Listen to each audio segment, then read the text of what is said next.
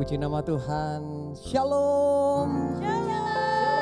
Haleluya. Kita ada di tahun yang baru, semangat yang baru. Saya percaya berkat dan janji Tuhan itu baru bagi kita. Apa yang tidak pernah dilihat oleh mata, yang tidak pernah timbul dalam pikiran hati kita, Tuhan sediakan bagi setiap kita. Yang percaya katakan amin. Yang percaya beri tepuk tangan buat Allah kita. Haleluya. Mari memuji Allah kita sama-sama, saudara.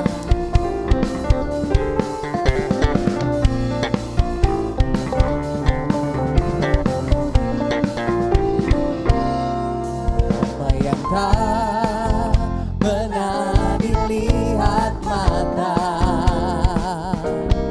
yang tak pernah didengar telinga,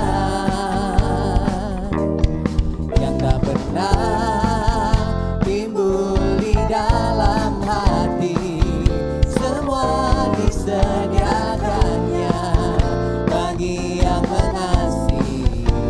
Apa yang tak pernah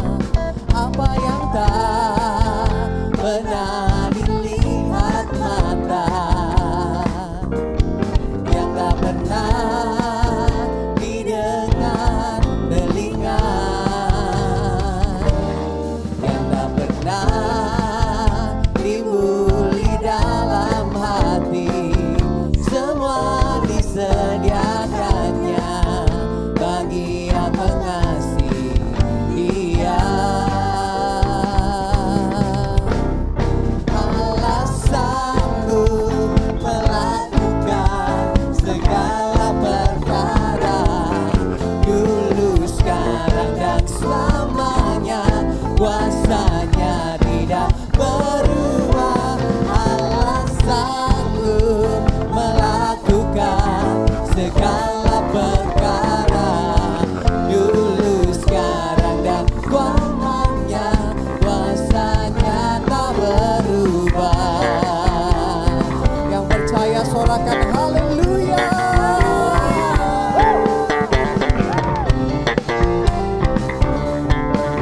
Mari dengan segenap hati kita nyanyikan. Apa yang tak pernah dilihat mata, yang tak pernah didengar telinga, yang tak pernah timbul di dalam hati, semua disediakannya bagi yang mengasihi Dia. Allah sanggup melakukan segala perkara, dulu, sekarang, dan selamanya. Kuasanya tidak berubah. Allah sanggup melakukan segala perkara, dulu, sekarang, dan selamanya. Kuasanya tak berubah. Sudah banyak kita percaya Allah sanggup melakukan perkara yang dahsyat dalam hidup kita. Katakan amin. Sebab Dia sanggup melakukan perkara dahsyat di tahun ini. Janjinya baru, saudara.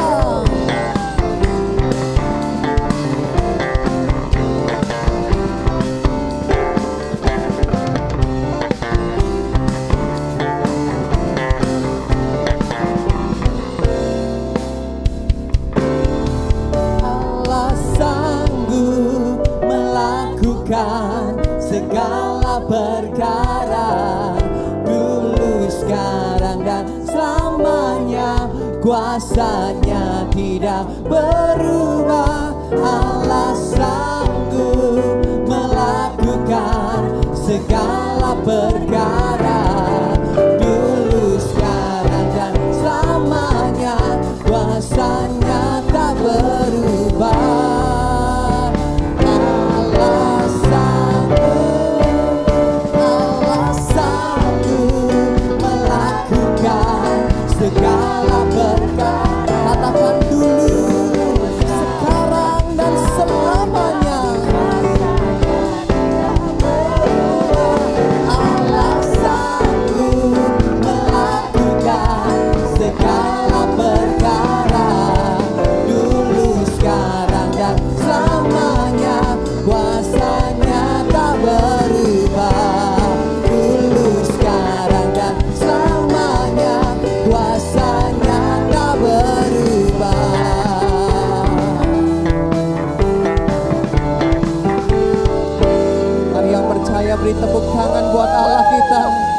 Sebab Tuhan kita baik, Dia sungguh baik dalam hidup kita.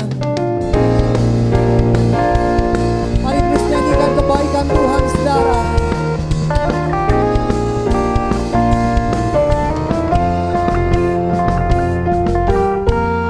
Tiada berkesudahan kasih setiamu Tuhan, selalu baru rahmat-Mu bagiku. Hari berganti hari, tetap ku lihat kasih-Mu, tak pernah berakhir di hidupku. Tuhan Yesus baik, sungguh amat baik, untuk selama-lamanya. Mari katakan Tuhan Yesus baik, Yesus baik, sungguh amat baik, untuk selama-lamanya. Haleluya. Tiada berkesudahan kasih setiamu Tuhan, selalu baru rahmat-Mu bagiku. Hari berganti hari, tetap ku lihat kasih-Mu, tak pernah berakhir di hidupku. Tuhan Yesus baik. Angkat jempol kita sama-sama yuk, nyanyikan kebaikan Tuhan. Tuhan Yesus baik.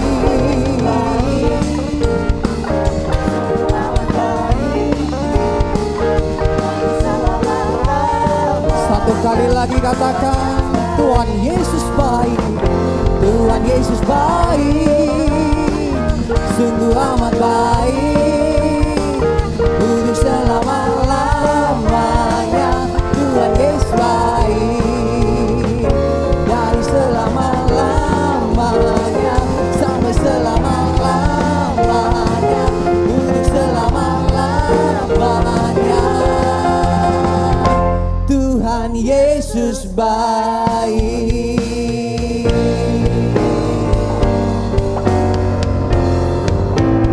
Mari kita berikan tepuk tangan yang dahsyat buat Allah kita. Haleluya.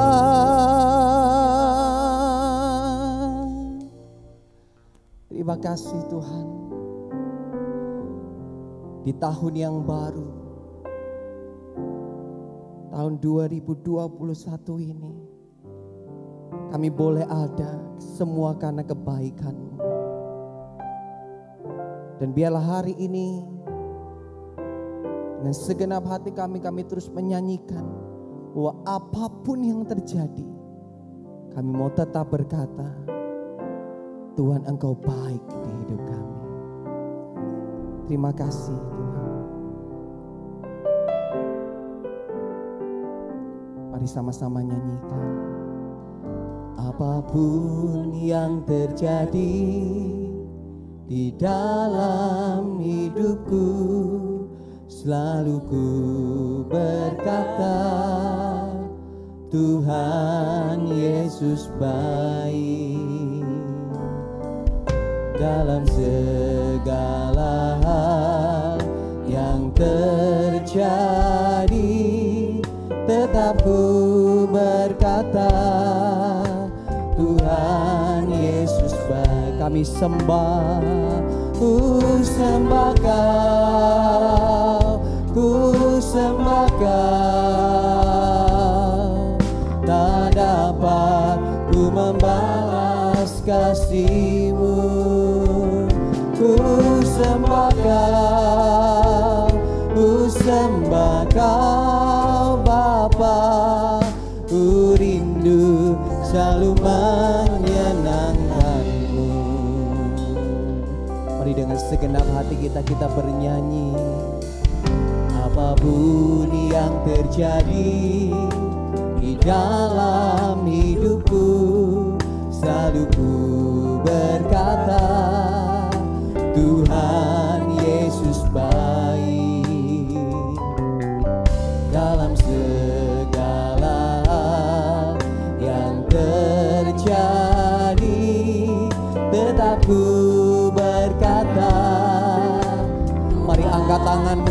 Katakan ku sembah Kau, sembah Kau. Tak dapat ku membalas kasih-Mu. Ku sembah Kau Bapa. Ku rindu selalu menyenangkan-Mu. Ku sembah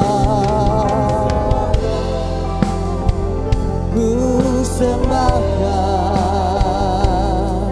Tak dapat ku membalas kasih-Mu. Ku sembah Kau Bapa.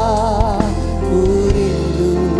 Satu kali lagi sambil mengangkat tangan katakan, ku sembah Kau, ku sembah Kau. Tak dapat ku membalas kasih-Mu. Ku sembah Kau, ku sembah Kau Bapa. Ku rindu selalu menyenangkan-Mu. Ku rindu selalu menyenangkan-Mu. Ku rindu selalu menyenangkan-Mu.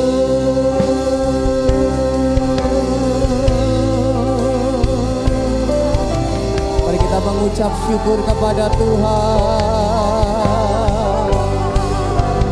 buat hari yang baru, buat tahun yang baru, buat janji Tuhan yang baru. Terima kasih ya Bapa,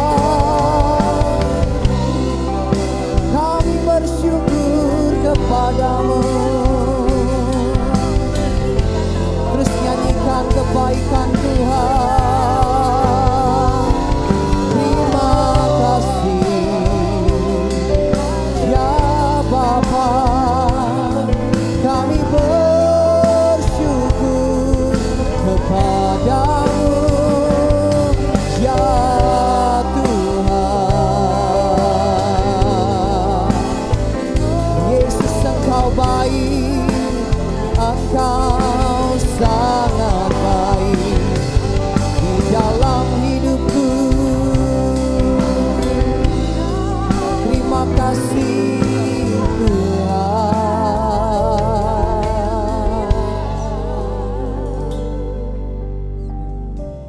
Terima kasih ya Bapa buat segala kebaikan-Mu dan kasih setia-Mu akan sampai di tahun yang baru ini.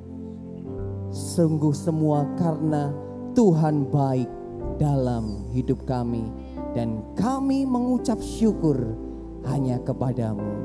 Haleluya, haleluya. Sama-sama katakan amin. Shalom, puji Tuhan. Hari ini kita boleh masuk di tahun 2021. Saya percaya bahwa ini merupakan anugerah yang Tuhan berikan kepada kita, di mana kita sudah bisa lewati tahun 2020. Nah, saudara-saudara, dalam tuntunan di tahun 2021 itu adalah tahun integritas. Untuk melihat apa itu integritas, saya coba untuk melihat tentang kamus bahasa Indonesia. Bahwa integritas itu sebenarnya dengan bahasa yang bebas dikatakan adanya satu kejujuran. Satu pribadi yang memiliki kejujuran, apa yang dia bicarakan, apa yang dia ungkapkan, itu sesuai dengan apa yang ada dalam hati dan kehidupan orang itu. Jadi tidak ada yang namanya omdolah ya bahasa sekarang ini. Nah, untuk menjadi orang-orang yang sungguh-sungguh memiliki integritas, itu biasanya harus mengalami ada dalam posisi keadaan yang mungkin sulit. Jadi kalau kita melihat dengan jujur dan melihat secara garis besar, Tahun 2020 sampai ke tahun 2021 ini memang ada urutan yang jelas.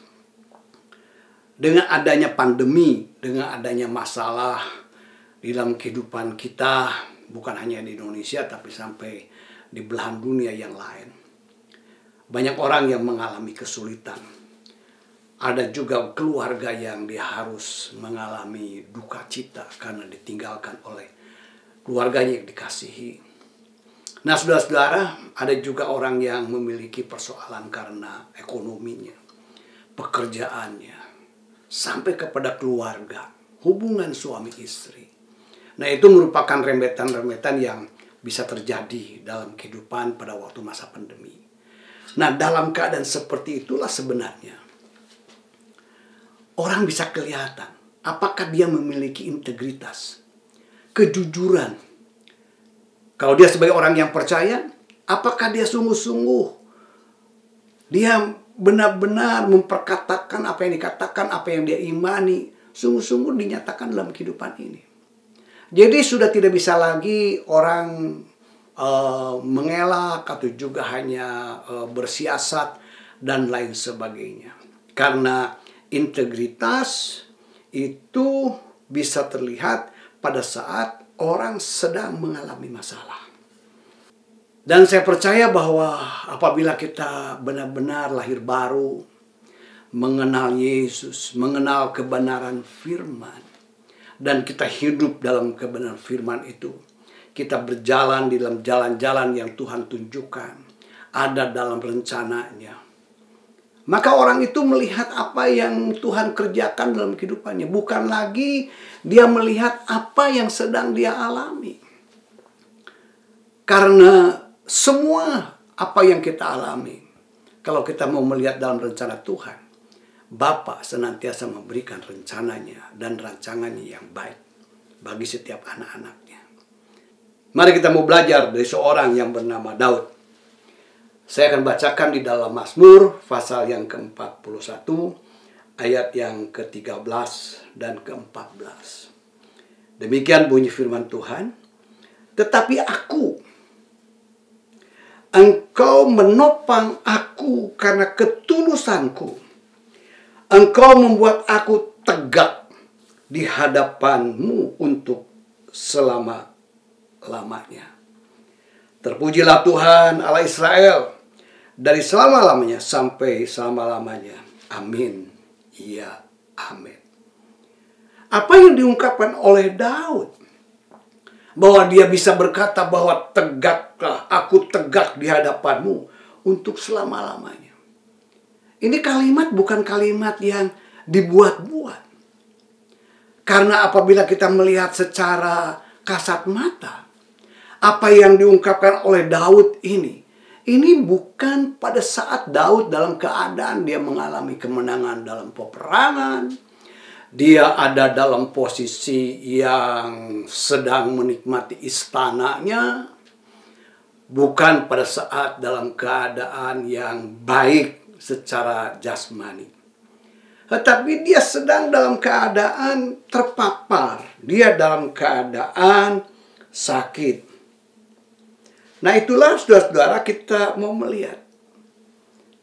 Apa yang menyebabkan dan apa yang menjadikan bahwa Daud bisa berkata bahwa dia bisa tetap tegak di hadapan. Padahal pada saat dia sakit, kita melihat dalam Mazmur 41 ayat yang keempat ini, Tuhan membantu dia di ranjangnya waktu sakit, di tempat tidurnya, kau pulihkannya sama sekali dari sakitnya.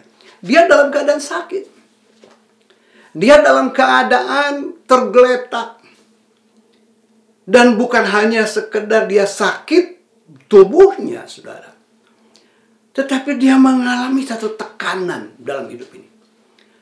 Karena saudara-saudara, pada saat orang sakit, itu belum tentu semuanya ini mereka merasakan prihatin dengan kesakitan kita.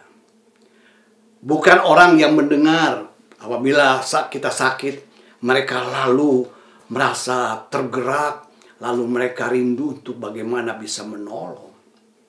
Daud mengalami pada saat dia sakit, bukannya banyak orang yang datang menolong kepada dia. Tapi justru dia ada dikelilingi oleh musuh-musuh yang jahat dikatakan. Kita lihat dalam ayat yang ke-6. Musuhku mengatakan yang jahat tentang aku. Bilakah ia mati dan namanya hilang lenyap? Saudara-saudara, kita seringkali mendengar hari-hari ini ada kata dalam bahasa Arab, yaitu azab. Nah, inilah saudara, kita seringkali mendengar apabila ada orang yang tidak suka kepada kita. Lalu kita dengar dia sakit. Wah, dia kena tulah. Dia kena asap. Dia adalah orang yang berdosa. Saudara-saudara, pada waktu saya sakit, saya sedang tergeletak. Apakah semuanya prihatin? Apakah semuanya lalu peduli dengan apa yang saya sedang alami? Tidak semua. Saya jujur, saya mau melihat dan mendengar. Ada juga orang-orang yang lalu dia ngomong ke sana ke sini, si Pak Ruby kena corona. Tahu nggak, si Pak Ruby sekarang itu sedang ada di isolasi. Saudara pernah dengar nggak? Itu si Pak Ruby kena azab, ya, kena kutuk dan lain sebagainya. Itu saya dengar. Saudaraku, ini bukti zaman bukan hanya pada waktu zaman Daud. Zaman sekarang pun kita banyak mendengar kalimat-kalimat seperti itu. Di dalam ayat yang ke-7 lebih jauh, Daud berkata, orang yang datang menjenguk berkata dusta, hatinya penuh kejahatan, lalu ia keluar menceritakannya di jalan. Ada orang ini. Dia kelihatannya datang prihatin. Dia mungkin datang seolah-olah memberikan penghiburan. Kenapa? Sakit apa? Mungkin juga dia memberikan sesuatu, obat, memberikan informasi. Makan ini, makan obat ini, makan daun ini, makan biji ini, dan lain sebagainya. Tetapi begitu dia keluar, dia cerita ke banyak orang. Tahu nggak? Oh, orang itu dalam keadaan sakit. Tahu nggak sakitnya apa? Nah, karena itu saudara, saya seringkali banyak menyaksikan ada orang yang sedang sakit, dia tidak mau cerita sama orang lain. Dia menyembunyikan dirinya dan dia tidak pernah mengasih tahu bahwa dia sakit. Kenapa? Karena setelah sakit, dia banyak mendengar juga ocehan di luar yang mendiskreditkan dirinya, yang menceritakan secara negatif tentang soal masalah yang sedang dihadapinya. Ada orang yang tidak mau ceritakan tentang permasalahan ekonominya sama orang lain. Biarpun dia tahu mungkin orang itu bisa menolong, tetapi dia tidak mau bercerita. Kenapa? Karena dia takut. Sudah dia punya masalah dalam soal ekonomi, masalah dalam keluarga, masalah dengan suaminya, masalah dengan istrinya. Saudaraku, karena salah dia berbicara kepada orang yang suka gosip, maka masalahnya bertambah. Dia menghadapi masalah, problem yang bertambah. Orang yang kita ajak bicara, yang dia pikir bisa memberikan solusi, lah malahan keluar dia ceritakan masalah kita. Tahu nggak? Tuh, saudara kita, teman kita sedang menghadapi masalah ABC, ditambah-tambah malahan. Sesudah ini yang dikatakan oleh firman Tuhan, orang yang datang menjenguk tetapi dia memiliki dusta dan penuh dengan kejahatan. Ini dialami oleh Daud. Dia mengalami masalah seperti itu pada waktu dia dalam keadaan sakit. Di dalam ayat yang ke-8 dan ke-9 belum berhenti apa yang sedang dialami oleh Daud. Dia berkata, semua orang yang benci kepadaku berbisik-bisik bersama-sama tentang aku. Mereka merencanakan yang jahat terhadap aku. Penyakit jahanam telah menimpa dia. Sekali ia berbaring, takkan bangun-bangun lagi. Bukannya dia cerita, ayo kita bantu dalam doa, dukung dalam doa saudara kita dalam keadaan sakit. Malahan ada banyak orang yang datang dalam keadaan kita bermasalah. Dia ceritakan, wah, lalu dikutukin malahan. Dia tidak akan lagi bisa keluar dari masalahnya. Dia kalau sakit dia mungkin mati dan tidak bisa bangun-bangun lagi. Saudaraku, mungkin itulah orang yang hanya mendengar, orang selewat, atau juga orang yang tidak terlalu dekat. Daud mengalami lebih jauh. Siapa dia? Ayat yang ke-10 dikatakan, bahkan sahabat karibku yang kupercayai, yang makan rotiku, telah mengangkat tumitnya terhadap aku. Sudah bisa bayangkan bagaimana menderitanya batin daripada Daud, yang sebenarnya juga pernah dialami oleh Yesus Kristus. Dia mengatakan, sahabatku itu yang mengangkat tumit. Dia makan bersamaku setiap hari. Dia berjalan bersama dengan aku. Dan dia melihat apa yang aku perbuat, apa yang aku ajarkan, apa yang aku beritakan, apa yang aku lakukan. Tapi justru pada waktu aku dalam keadaan masalah, malah orang itu menyangka dan berkata, aku tidak kenal engkau. Aku tidak kenal dengan dia. Aku tidak tahu siapakah dia.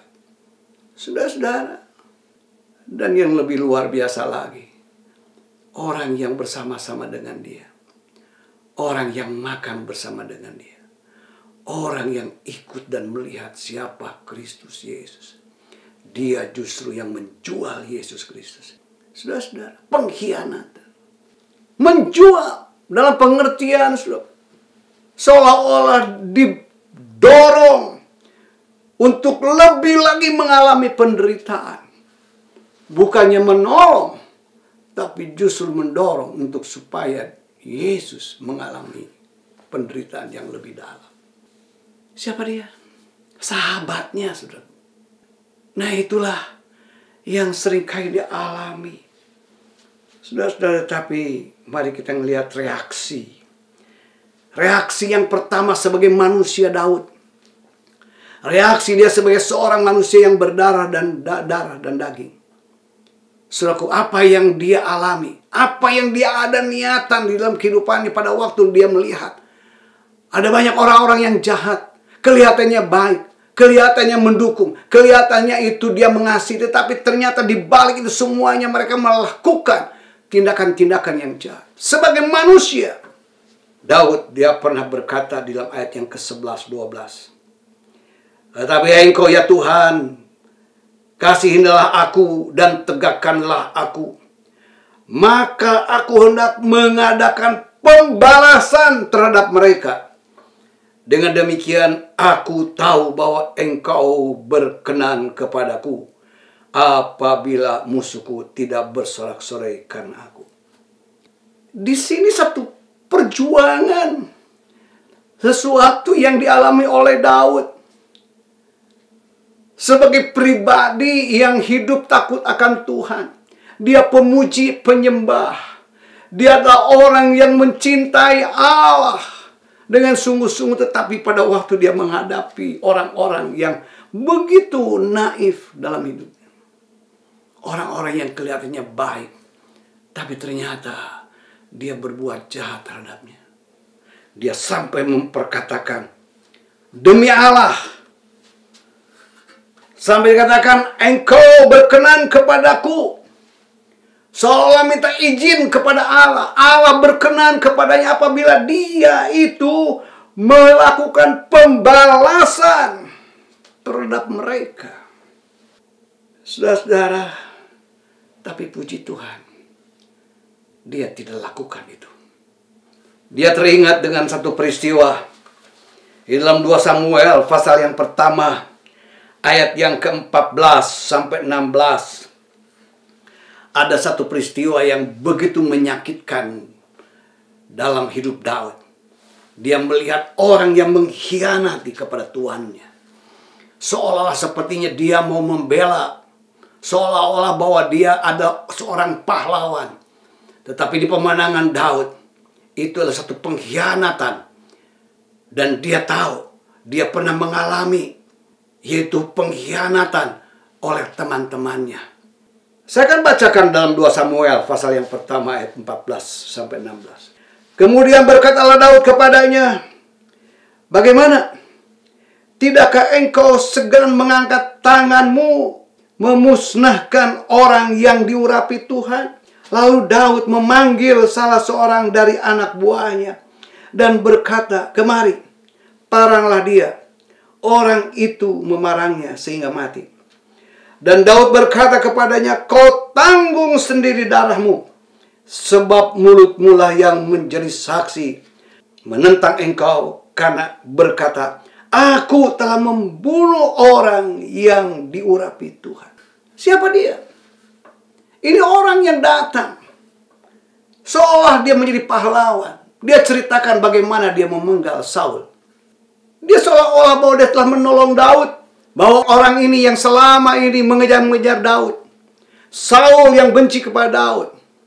Lalu dia ceritakan bahwa dirinya lah yang memenggal Saul. Pada waktu mendengar orang itu mengakui, dia telah memenggal Saul. Seorang pemimpin, orang yang diurapi Tuhan. Saudaraku, Daud melihat orang ini jahat. Kalau dia sudah berani melakukan tindakan pengkhianat kepada Tuhannya, maka Daud mempunyai sesuatu pemikiran. Dia melihat hakikat orang ini pun dia bisa sanggup membunuh dirinya sebagai seorang pemimpin. Saudara-saudara, disinilah saudara kita belajar bagaimana kita tidak perlu menjadi orang yang lalu frustasi, menjadi orang yang merasa kita ini sedih, lalu kita mungkin jadi terbalik, jadi marah, ingin membalas, ingin memperkatakan kata-kata yang lebih jahat lagi terhadap orang-orang yang pernah melakukan kejahatan kepada kita. Tapi saudara-saudara, biarlah kita berkata sesuai dengan firman yang kita imani, sesuai dengan apa yang menjadi bagian Bapa yang memperkatakan siapa dirinya. Dalam Roma pasal yang ke-12 ayat yang ke-14. Saudara-saudaraku yang kekasih, janganlah kamu sendiri menuntut pembalasan, tapi berikanlah tempat kepada murka Allah. Sebab ada tertulis, pembalasan itu adalah hakku. Akulah yang akan menuntut pembalasan. Firman Tuhan. Saya percaya penderitaan apapun yang kita alami, kesusahan apapun yang sedang saudara alami, lalu ditambah lagi dengan orang-orang di sekitar saudara yang menjadi pengkhianat, menjadi orang yang malahan menyebarkan gosip, malahan ditambah apa yang sedang kita alami. Mungkin hati kita sakit. Orang berkata, disinilah sakitnya. Saudaraku, lalu kita inginnya membalas. Inginnya kita juga memperkatakan perkataan yang lebih jahat lagi sama dia. Saudara, orang seperti ini, dia tidak memiliki integritas. Tetapi Daud, dia tahu bahwa pengkhianatan dikatakan oleh Daud, darahnya, saudaraku, kau tanggung sendiri. Darah pengkhianatan, seperti yang dialami oleh Yudas. Apa yang ditanggung oleh dirinya setelah dia mengkhianati Yesus, dia harus tanggung sendiri. Saudara-saudara, nah perkara inilah yang menjadikan apabila kita tetap berjalan dalam firman Tuhan, berjalan dalam rencananya, berjalan dalam kehendaknya, kita tetap berpegang kepada kebenaran firman Allah. Bahwa ada bagian kita, ada bagian Bapa. Biarlah semua apa yang kita tidak bisa lakukan, biar Bapa yang lakukan. Tidak usah menjadi pembela Allah. Tidak perlu kita menjadi orang yang seolah-olah menjadi pahlawan di hadapan Allah. Biar mungkin kita menjadi orang yang teraniaya. Mungkin kita pada saat ini sedang dalam keadaan sakit, dalam penderitaan badani. Ditambah lagi dengan banyak orang, seolah-olah mereka bersorak-sorai dengan apa yang kita alami. Tidak perlu marah. Tidak perlu kita jadi kecewa. Tidak perlu kita ingin membalas segala kejahatan itu. Tunjukkan integritas kita. Yaitu orang yang percaya kepada firman. Orang yang tetap percaya kepada perjanjian Allah. Percaya kepada apa yang Allah katakan di dalam setiap permasalahan dalam kehidupan kita sekalian. Biarlah kita juga memperkatakan seperti Daud memperkatakan, engkau menopang aku, karena ketulusanku, engkau membuat aku tegak di hadapanmu untuk selama-lamanya. Kita tegak. Kita tetap memandang ke depan. Orang boleh seperti anjing menggonggong. Tetapi tetap kita dalam kebenaran firman Allah. Berjalan dalam tuntunannya. Menyelesaikan semua apa yang Tuhan berikan kepada kita. Saya percaya tahun 2021 adalah tahun di mana Tuhan akan memberkati hidup kita. Apabila kita sungguh-sungguh melakukan apa yang menjadi iman percaya kita. Dan tetap berpegang kepada firman-Nya. Menjadi orang yang memiliki integritas. Dan saya yakin seperti Tuhan memberkati Daud. Menjadi seorang yang dikasihi dan yang berkenan kepadanya. Dia pun akan berkata, sabaslah anak-anakku. Engkau sudah menyelesaikan pertandingan. Dan engkau telah melakukan bagianmu dan melaksanakan segala apa yang menjadi kehendakku. Aku akan memberkati engkau. Tuhan Yesus memberkati. Mari kita mau berdoa. Angkat jiwa dan roh kita di hadapan Dia.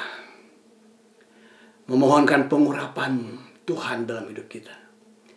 Untuk supaya kita ini tetap tegak. Tetap memiliki integritas. Menjadi pribadi yang berkenan kepada Dia. Bukan karena kuat dan gagah kita. Tetapi karena pengurapan Tuhan Roh Kudus. Bapa Surgawi, urapi kami. Urapi anak-anakmu. Urapi kekasih-kekasihmu. Yang mereka pada saat ini sedang melihat. Mendengar firman-Mu. Untuk memasuki tahun 2021. Di dalam nama Tuhan Yesus Kristus. Tangan-Mu yang kuat. Yang menuntun anak-anakmu. Mereka tetap tegak biarpun pada saat ini mereka sedang mengalami ada banyak masalah. Ada banyak tekanan. Ada banyak persoalan. Tetapi Tuhan bukan karena kuat dan gagahnya Dia akan mengatasi semua masalah. Tetapi hanya dengan kekuatan-Mu sendiri. Dengan urapan-Mu. Dengan kasih-Mu. Dia boleh keluar. Dan mereka boleh mengangkat pujian, syukur kepadamu. Karena mereka boleh menang. Karena kasih dan kemurahan.